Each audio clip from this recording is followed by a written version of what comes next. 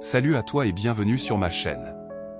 Moi, c'est Jonathan, et ici nous te proposons des livres audio, dans le but d'accroître ta connaissance en Christ, parce que je suis convaincu qu'il s'agit de l'un des axes sur lesquels les enfants de Dieu doivent s'appuyer, pour mener une vie chrétienne, de manière efficace, productive et laisser un héritage aux générations à venir.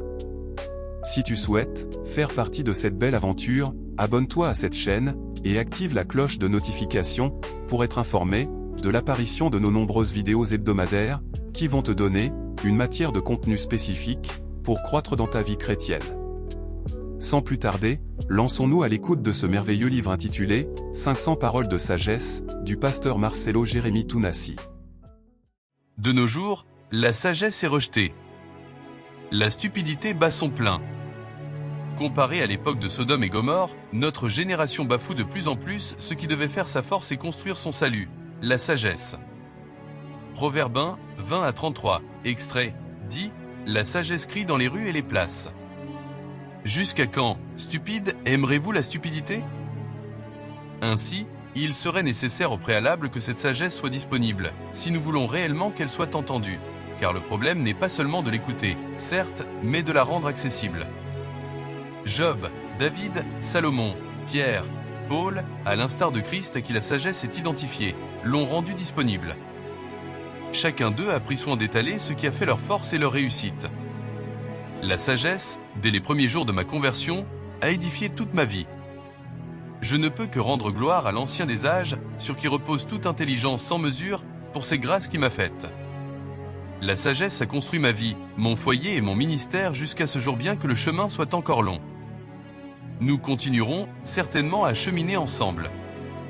Aussi faudrait-il, pour demeurer dans les traces des précités, que je puisse par l'aide du Saint-Esprit rendre disponible, pour le profit de tous, cet ouvrage qui présente en 500 citations, la sagesse qui ne cesse de m'accompagner.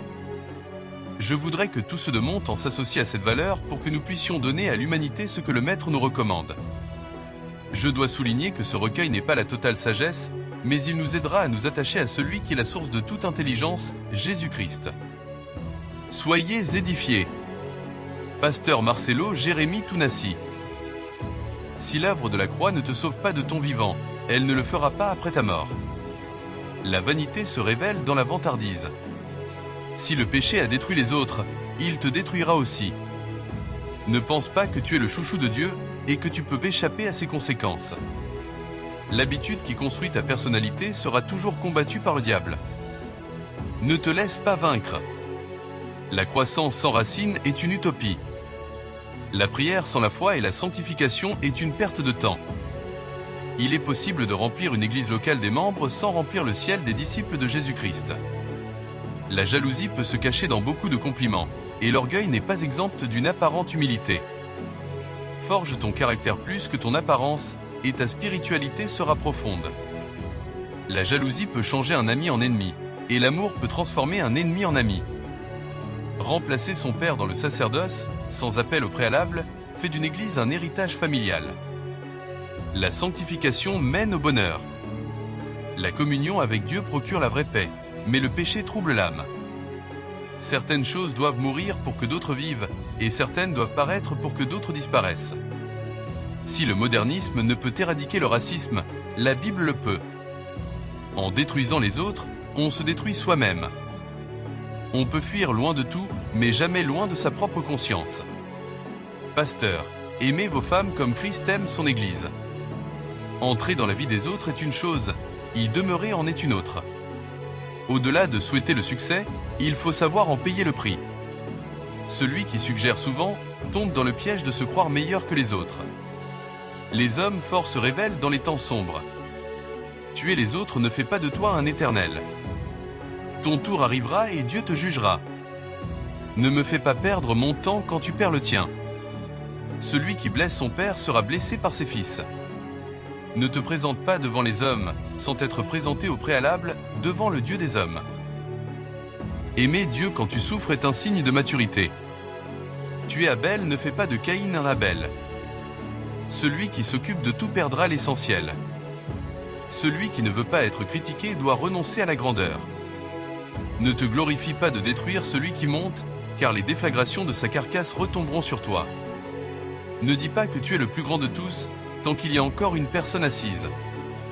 Il n'est pas sage de choisir définitivement avant de faire la ronde de tout le magasin. La précipitation est une caractéristique des immatures. Le paresseux a toutes les raisons pour ne pas travailler, mais le diligent trouve toujours le moyen de préparer le vrai repos. Ne juge pas avec dureté celui qui ose faire ce que tu redoutes. Tout dire sans parler de Jésus-Christ, ce n'est rien dire. Celui qui prend soin de son esprit, au détriment de son corps, verra la maladie arrêter sa course prématurément. Celui qui se tait quand il n'a rien à dire, commence à comprendre le pouvoir des mots. La haine nous fait ressembler au diable et le pardon à Christ. Exercer honnêtement le service divin, c'est aussi accepter le rejet de ceux qui ne supportent pas la vérité. Que Dieu t'aide à bien réfléchir avant de prendre les moindres décisions de ta destinée, car la folie et la déchéance sont jumelles. Nous vivons souvent comme des inconscients vis-à-vis de l'éternité. Or, c'est notre origine. N'envie pas l'homme célèbre, car tu ne connais pas le revers de sa médaille. Vous qui pensez que la vie ne s'arrête que sur la terre, comment pouvez-vous expliquer tous ces phénomènes surnaturels ? Il n'y a pas que les hommes, il y a aussi les anges et un monde au-delà de celui que nous voyons, et il s'agit bien de là que nous venons tous. Un simple sourire en Christ suffit pour calmer une forte tempête. Quand le monde entier voudra te voir, n'oublie pas de lui présenter Jésus qui t'a fait voir. Le désir de Dieu est de se manifester en tout lieu. Cependant, sa manifestation dépend de la soif et de son acceptation dans un auditoire donné. Ton défi pour la sainteté n'est pas un défi annuel, ni mensuel, ni hebdomadaire, mais journalier. Samedi en boîte et dimanche à l'église est le style de vie des faux chrétiens. Le divorce est un échec, car Jésus-Christ a dit « Au commencement, il n'en était pas ainsi ». Chers prédicateurs, à chaque fois que nous avons l'opportunité de prêcher Jésus-Christ, changeons des vies. Monter à la chair sans avoir le but de sauver une âme est une déviation. Haïr fait de toi une personne ordinaire. Pardonner te transforme en un homme surnaturel. Que Dieu te donne la force de lui demeurer fidèle dans les bons et mauvais moments. Refuse toute paix qui t'amène à renier ton identité et ta destinée.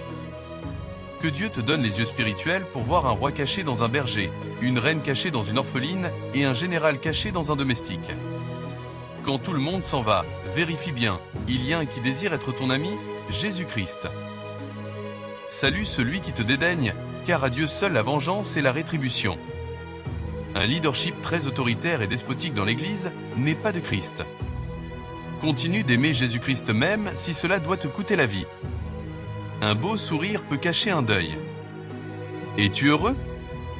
Malheur à celui qui se sert du nom de Dieu pour remplir ses poches, car Jésus-Christ n'est pas un fonds de commerce. Garde ta sanctification en temps de fête. Ne fais pas comme tout le monde, car tu es unique. Dans la Nouvelle Alliance, il n'y a pas de différence spirituelle entre le son du saxo et celui d'une corne juive. Seule la vérité affranchit, le mensonge rend esclave. Le fanatisme doit être remplacé par le discipolat. La forme doit être en équilibre avec le fond.